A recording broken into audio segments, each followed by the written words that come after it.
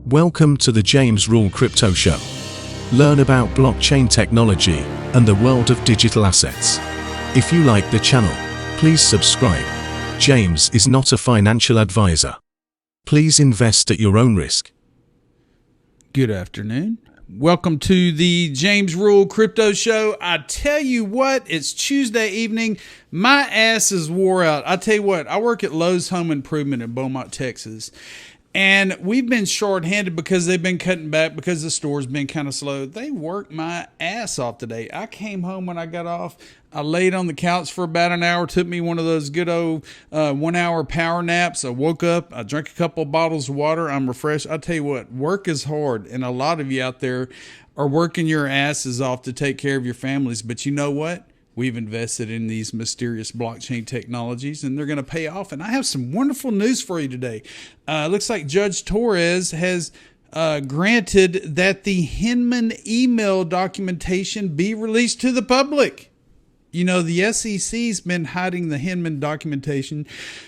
We've been talking about ETHgate for the past 2 years. We've been talking about, you know, how the SEC officials were paid off with Ethereum. They sued Ripple, and everything's starting to come to fruition.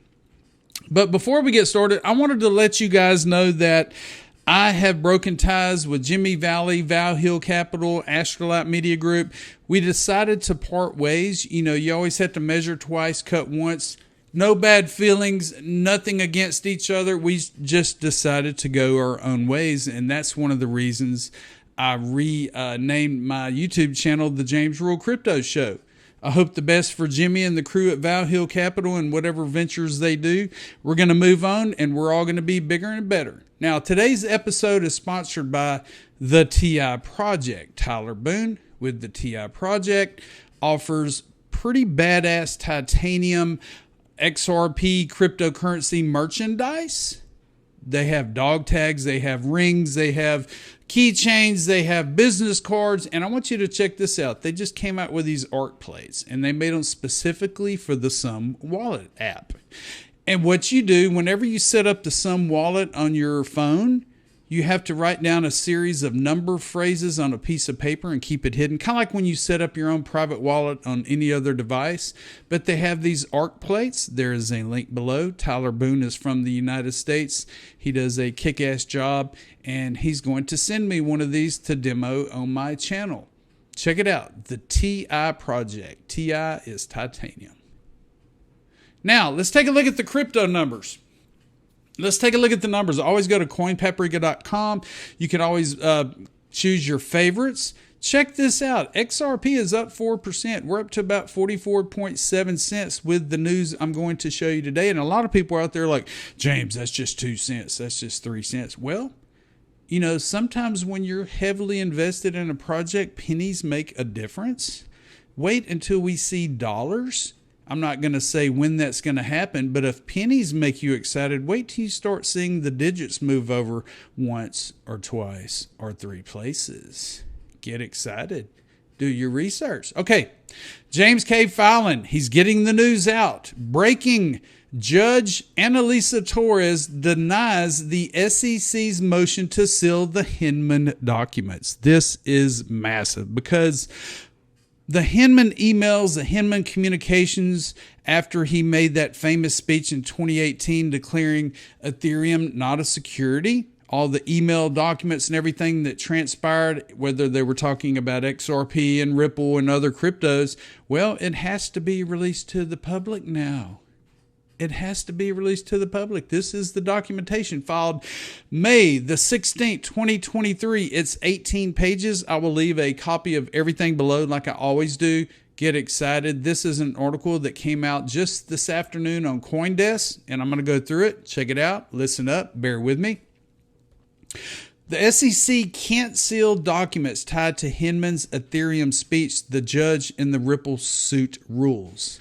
The order deals a blow to the SEC in its long-standing procedural fight against Ripple, against XRP holders, we've been fighting ETHgate for over 2 years now. We've been demanding a level playing field, and this idiot Bill Hinman back in 2018 was enticed to give Ethereum a free pass. He has received over $15 million, so sent from Simpson Thacher, Consensus, Ethereum Foundation, and he declared Ethereum not a security back then. Ethereum shot up. They cashed out. They made a ton of money. Okay, I'm getting fired up and I'm getting excited. A federal judge, Annalisa Torres, ruled that the U.S. Securities and Exchange Commission cannot seal documents tied to former official William Hinman's 2018 speech on crypto and securities to Ripple in the regulator's ongoing lawsuit against the company closely associated with XRP cryptocurrency.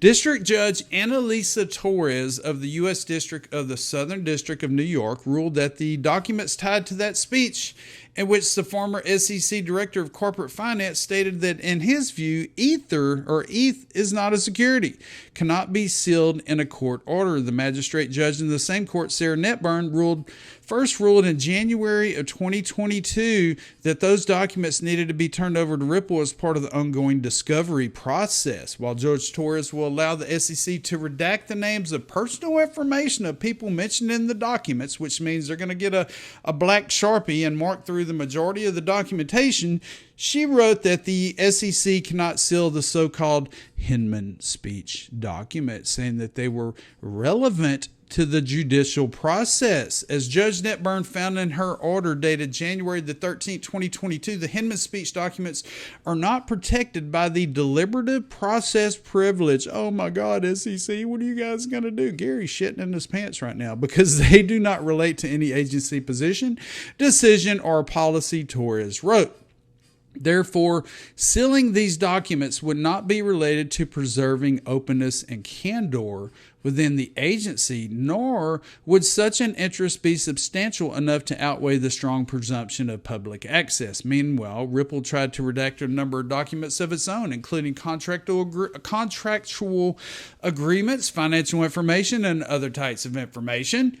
The judge is allowing many of these proposed redactions, including redactions tied to the company's financial statements and certain business information, to go through, saying she agreed with Ripple's assertion that they're targeted and specific. However, the judge did rule that other proposed redactions are overbroad, including several proposals tied to XRP. Now, Ripple has been transparent since 2013, since they began. They've been transparent. They've been putting out quarterly documents to the public showing how transparent they are with ODL, their customers, people building on top of the XRP ledger. But if you get a chance, go through this document, 18 pages. It breaks it down. We love Annalisa Torres, Judge Torres, and we hope she makes the right decision. Now, this morning, I was going through crypto Twitter. I was going through the news sources, and I found that yesterday Gary Gensler was interviewed, and he was asked the question about, are you going to let Coinbase know that you're going to determine whether something's a security or not a security? Listen to Gary Gensler. Looks a little nervous. He looks a little sick. Listen to what he has to say in this 1 minute and 55-second clip. We bring 700 to 800 enforcement actions a year. And of course, we look at it very closely that we stay within our authorities and the law there. Okay, can you comment at all on the dispute with Coinbase about rules on crypto, and why doesn't the SEC want to publish rules for that market? Because, Tom, the rules have already been published. And to make it quite direct, this is a field that has been operating largely non-compliant. Our agency has put out rules about what it is to be an exchange, what it means to be a broker-dealer, what it means to be an advisor or custody assets, and how to register a securities offering. Those rules are in existence, and there's nothing about a new technology that makes it consistent with the public policies that Congress has laid out, and as Justice Thurgood Marshall, Congress painted with a broad brush. Every time Gensler speaks, he talks about Thurgood Marshall and this broad brush. Well, Gary, you could shove that broad brush up your ass because what you say in these public speeches does not matter. They're supposedly your own opinion. I know John Deaton mentioned today that the SEC replied to Coinbase's Rita Davis and pretty much said, well, Coinbase, we don't have to give you shit. We don't have to tell you whether Ethereum is a security or not because we're the SEC. We regulate by enforcement. We shut these companies down. We're running you out of the country. You know, Gary Gensler is just, he makes me sick to my stomach every time I see him or share him with the public. I apologize. That's just the way I feel. We've been fighting with the SEC for the past 2 years. I've been working my ass off trying to make ends meet just like the rest of you. And we just need to fire Gary Gensler, get his ass out of office. And look at this Fruit Loop, Max Kaiser. He is I'm going to be nice, but he's a fucking idiot. And he tweeted this out. It says, Gary's right. Everything not Bitcoin is a security, including Ethereum and XRP. We've already put this into law in El Salvador. We're a Bitcoin country and we're thriving. I invite Gary Gensler to El Salvador to come see how we became the leading Bitcoin country in the world. He is a fucking idiot. Max Kaiser tore up some $10 bills at a meeting, a Bitcoin maxi meeting a couple years ago, and he's just a fucking Fruit Loop. Let's keep going. I apologize. I'm just showing you what I see and how I feel, and I'm human, and I'm just letting you know how I feel. People piss me off. People piss me off every day, and I love this community, and I love getting this information out to you. Okay, so today there was a lot of discussion talking about the Ledger Nanos, the Ledger wallets, because supposedly they have a new wallet recovery service, which takes this, you have to sign up for it, but if you do, it takes your wallet seed phrases, it encrypts them, and it sends them to 3 different locations in case you lose your seed phrases. So let's look at this article real quick. It brought a lot of criticism against Ledger, and Ledger had a Twitter Spaces today, and they tried to clarify it because you're always going to hear me say never share your seed phrases. You know, you'll get an email, you'll get a text, you'll see a response on Twitter with somebody saying, "Hey, look, I can help you get this crypto, blah blah blah blah blah. Just send me your seed phrases and I'll help you get it." Don't do it. So here we go. Ledger bats back criticism of new wallet recovery service. You're saying this is not what the customers want. Actually, this is the future customer, what the future customers want, says Ledger CEO Pascal Gauthier. Crypto wallet maker Ledger came under fire this week for its new Ledger Recover feature, with some posters on Twitter arguing that the service, which stores encrypted user seed phrases with third-party custodians, undermines Ledger's stated commitment to privacy and security. Never, ever, ever, ever, ever share your seed phrases unless you have them locked up in a safe and your family knows exactly what to do with them. During a Twitter Space session, the CEO says, well, you're saying it's not what the customers want. Actually, this is what the customers want. This is the way the next hundreds of millions of people will actually onboard to crypto. The incident underscores the long simmering tension between blockchain-focused companies looking to attract new users and ideologically minded segments of the crypto community. It can be difficult to square user experience with core ideas. Ledger Recovery, this is what it is, and I'm not going to sign up for it. My seeds, my crypto, I'm not sharing my shit with anybody. Ledger is a Paris-based provider of cryptocurrency hardware wallets. I do recommend them. I have Ledger Nanos. I have every one of them. There's a link in the description below. I have an affiliate link, Cold Storage Devices, that links a person's crypto to a USB thumb drive, which gives you access to your digital assets on the blockchain. Compared to browser-based hot wallets like MetaMask, which stay connected to the internet at all times, or exchanges like Coinbase and Binance, which hold customers' crypto on their behalf, hardware wallets are considered the most secure way to hold crypto, and this is 100% factual.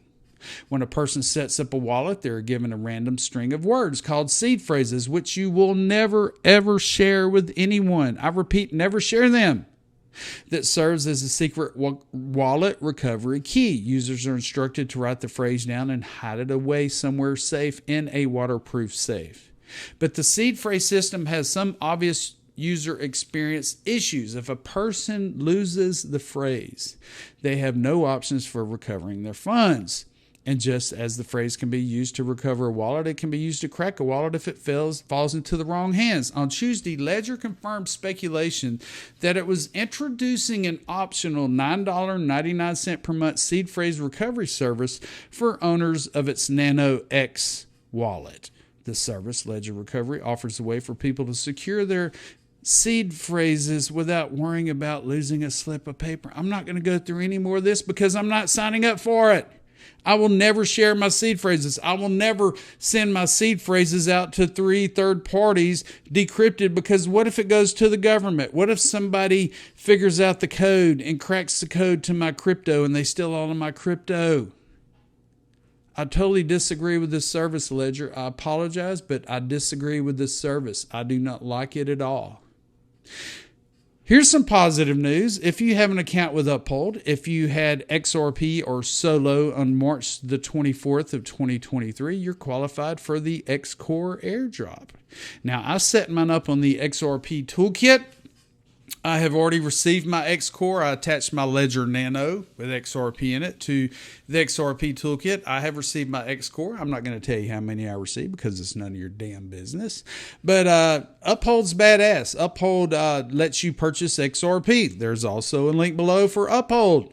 They never delisted XRP. They had the balls to hold it out, because we know that XRP is not a security. And after today's ruling on the Hinman emails and documents, it looks like we're getting closer to regulatory clarity.